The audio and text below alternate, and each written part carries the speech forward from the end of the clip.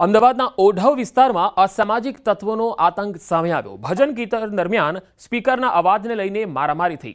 વસ્ત્રાલના Shridhar sparse સૂર્યમ elegance એપાર્ટમેન્ટમાં બપોરના સમયે મહિલાઓ ભજન કીર્તન કરતી હતી। આ દરમિયાન પાડોશના રહેવાસી સ્પીકરનો અવાજ ઓછો કરવા ત્યાં પહોંચી ગયા। આ દરમિયાન મહિલાઓ અને પરિવાર વચ્ચે બોલાચાલી થઈ અને બાદમાં મામલો મારામારી સુધી આવી ગયો। મારામારીમાં ભારતીબેન પટેલને ગંભીર ઇજાઓ પહોંચી અને તેમને તાત્કાલિક હોસ્પિટલમાં ખસેડાયા। પોલીસે 4 લોકોની ધરપકડ કરી આગળની કાર્યવાહી હાથ ધરી છે।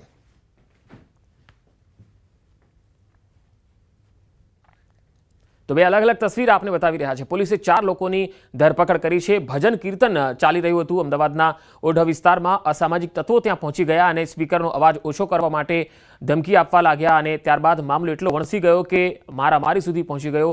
અસામાજિક તત્વોએ આ મહિલાને માર માર્યો। ખરેખર ત્યાં જે ભજન મંડળી દ્વારા ભજનો ચાલતા હતા એ ભજનની અંદર વોલ્યુમ વધારે ફાસ્ટ અને ઓછું રાખવા બાબતે દેવ અને અલ્પેશભાઈ બંને ગયેલા હતા અને ત્યાં એ વજન વધારવા જે વોલ્યુમ છે એ વધારવા બાબતે એ લોકોને ઝઘડો થયેલો હતો અને મારામારી થયેલી હતી, જે બાબતનો ગુનો દાખલ કરવામાં આવ્યો। અમદાવાદના સેટેલાઇટમાં તાંત્રિક વિધિના નામે ઠગાઈ કરનાર ભુવાની ધરપકડ થઈ છે। આરોપી ભરત પંડિતની પોલીસે ધરપકડ કરી છે। બાતમીના આધારે બનાસકાંઠાથી તેને ઝડપી લેવાયો। નાગદોષની વિધિના બહાને સોના ચાંદીના દાગીના લઈને આ ઠગ ભુવો ફરાર થઈ ગયો હતો। રાજસ્થાન ખાતેની જમીન અને જૂના દાગીના પાછા મેળવવાની વિધિ કરી આપવાનું કહી છેતરપિંડી કરી પોલીસે આરોપીને કોર્ટમાં રજૂ કરી 2 દિવસના રિમાન્ડ મેળવ્યા। સેટેલાઇટ પોલીસ સ્ટેશનમાં 10 માર્ચના રોજ આ ફરિયાદ થઈ હતી। 22 વર્ષીય આરોપી મૂળ બનાસકાંઠાનો રહેવાસી છે, પરિણીત છે। લોકોને અલગ અલગ ગ્રહોના નંગનું વેચાણ કરી અંધશ્રદ્ધા ફેલાવી અને ઠગાઈ કરતો હતો। પોલીસે તેના સાગરીત અને વોન્ટેડ આરોપી સિક્કાનાથની શોધખોળ હાથ ધરી છે। તપાસમાં આરોપીને અટક કરેલા છે। આરોપી જોડેથી જે ચાંદીના અલગ અલગ દાગીના છે એ લગભગ 2 કિલો વજનના રિકવર કરેલા છે અને જે સોનાના દાગીના છે એ સહ આરોપી છે સિક્કાનાથ નાથ એની પાસે હોવાનું જણાવે છે અને એને અટક કરવાનો બાકી છે।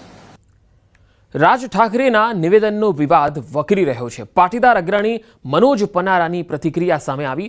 ફરિયાદ નોંધાવવાની તૈયારી દર્શાવી છે। પાર્ટી શૂન્ય થઈ ગઈ એટલે આવા નિવેદનો કરે છે। મોરબી સિટી A ડિવિઝન ખાતે ફરિયાદ નોંધાવવા તૈયારી દર્શાવી છે।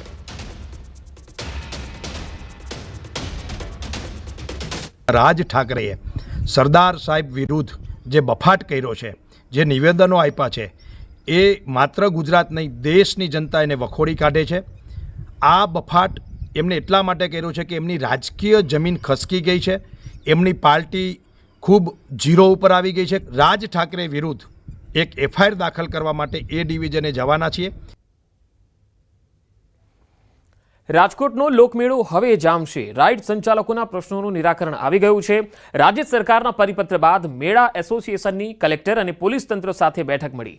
રાઇડ્સના GST બિલના બદલામાં મિકેનિકલ એન્જિનિયરનું સર્ટી માન્ય રહેશે। રાઇડ સંચાલકો દ્વારા કલેક્ટર તેમજ પોલીસ તંત્ર સમક્ષ પોતાના પ્રશ્નો રજૂ કરાયા। એ તમામ પ્રશ્નોનું નિરાકરણ આવતા રાઇડ સંચાલકોમાં ખુશીનો માહોલ જોવા મળ્યો। મને આનંદ છે કે તમામ રાઇડ સંચાલકોએ સરકારના નિર્ણય ઉપર સહેમતિ અને ખુશી વ્યક્ત કરી છે અને અમે અપેક્ષા રાખીએ છીએ કે મેળો જે છે આ ખૂબ સારી રીતે આગળ વધશે। કોઈ પણ સંચાલક એપ્લિકેશન કર્યા બાદ 30 દિવસની સમય મર્યાદામાં તેને પરફોર્મન્સ લાયસન્સ આપવાનું હોય છે, પરંતુ આપણને પણ ખ્યાલ છે કે એ લોકો અપ્લાય કરશે એના 15 દિવસમાં આપણો મેળો હશે, એટલે અમે ટ્રાય કરીશું કે એ 15 દિવસની અંદર જ આખી વહીવટી પ્રક્રિયા પૂર્ણ કરીને આપણે જે 30 ડેઝ છે એને પણ આપણે ઓછા કરીને 15 ડેઝ સુધી લઈ આવીશું। પરંતુ તેના માટે થઈને તમામ સંચાલકોનો અમારે ખાસ સપોર્ટ જોશે કે તે લોકો સંપૂર્ણપણે પ્રોપર સર્ટિફિકેશન સાથેના બધા ડોક્યુમેન્ટ્સ રજૂ કરે।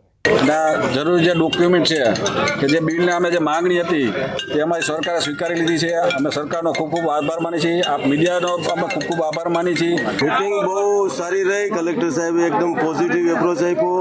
અમને અમારી જે તકલીફો હતી એમાં ઘણી રાહત થઈ ગઈ છે, પણ સુરક્ષા અને સલામતીના મુદ્દે કોઈ પણ બાંધછોડ અમે પણ નથી કરવાના અને મેળો સારી